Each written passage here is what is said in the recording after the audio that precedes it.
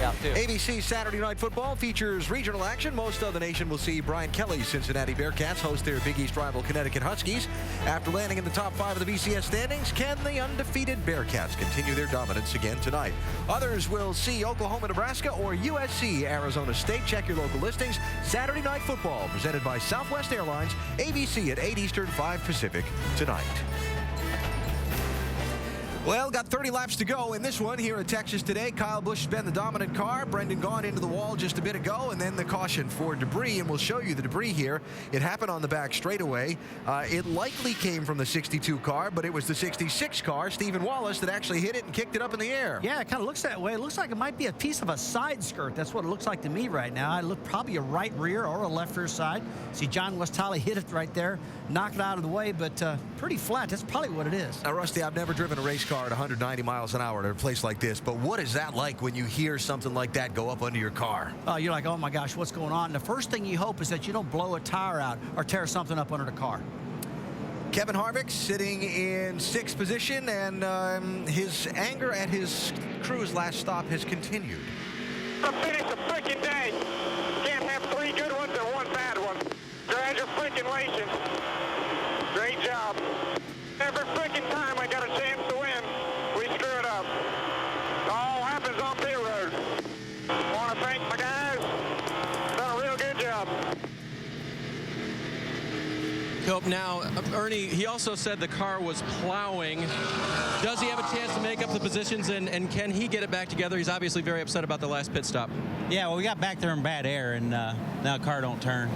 So, I mean, that's what happens. You have a bad pit stop there late in the race, and now you're stuck back in traffic, and your car don't handle the same.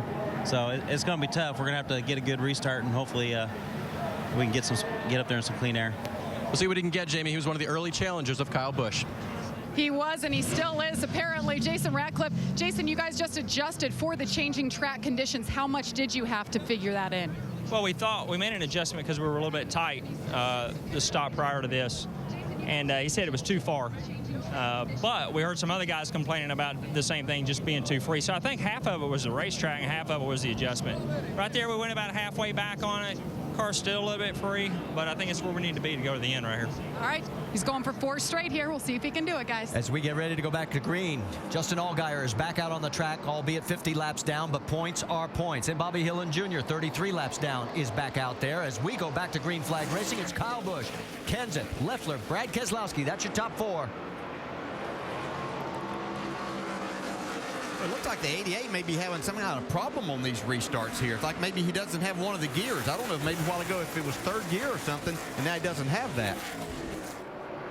Get up to speed now, he's okay. Trying to go too wide, down into 3, a little bit further back, and on the high side, whoa, Brad gets way high and may cost him. Casey Mears may get under him, and here comes Harvick. And Harvick, as you can tell, is hot under the collar. And that's Mike Bliss right behind Harvick. He's actually dropped out of that 5th spot by falling back. Yeah, Bliss is back to 9th right now. And again, that keeps changing this 5th and final position in the points. We'll let this race sort of sort out. And we're hearing a black flag for the 12 of Justin Allgaier, so he's not able to maintain speed. He didn't have a lot of the body on that thing when he came back out, so I'm sure it made it difficult to get that speed. You see, here comes Casey Mears down on the inside. David Reagan, here comes Keselowski filling that spot. Yeah, Brad realized the high side wasn't working at all. Let's get low. Here comes Harvick again, trying to get underneath the 6 of Reagan. Won't get it done here. And there is Bliss right behind Harvick. That's 7th, 8th, and 9th. You heard Ernie Cope talking about getting back in the dirty air. You're just not getting the air to the front of the car. And it's amazing how much it'll make these cars change the handling of it, trying to drive. And then if you're towards the end of the race, you're trying even harder as a driver. Sometimes you even complement or accentuate that problem to where it makes it even worse as a driver. There goes Mike Bliss. Now, he's had a great car all day long, but he's just fought track position on pit road as well. And he's having to pass cars all day. And Kevin Harvick is really steaming right now inside that 33 car. Let's check out our Holiday Inn race summary as we continue to watch this battle for position. We've had 5 different leaders with a total of 11 lead changes. The average race speed, 128.9 miles an hour. 16 cars on the lead lap. We've got a bunch that are out. We've had 27 laps under caution. 19 cars out of this race.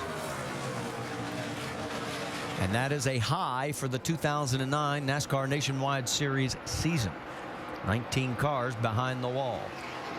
See Harvick still battling here. He's our in-race reporter tomorrow. Hopefully he'll get over this, get a good night's rest, and have a nice conversation with him tomorrow. Look at Brian Vickers going underneath Bliss right now. So all of a sudden, Bliss, who had gotten around Harvick, has dropped back 2 spots. And here he comes back, says, wait a minute, I'm not done yet. It looked like Vickers got just a little bit loose off turn 2. Shannon? Well, this has been a very long day for that 32 team. They started off the race very loose. They've come down and pit every opportunity that they could get to change something, chassis or air pressure. On this most recent run, Brian says that the car has gotten better.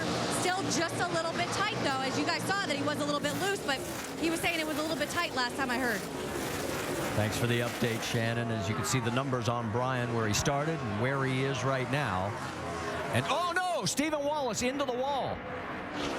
Also Michael Annett. I don't know what happened with Stephen Wallace, but he got a ton of damage here. Well, he is getting back around, heading for the pits. They were 17th and 18th. Both were a lap down. In fact, they were the only 2 cars that were 1 lap down. Best we can, Steve. Come down pit road right now. Don't speed. Stop in the stall, guys. We're trying to clear the tires again.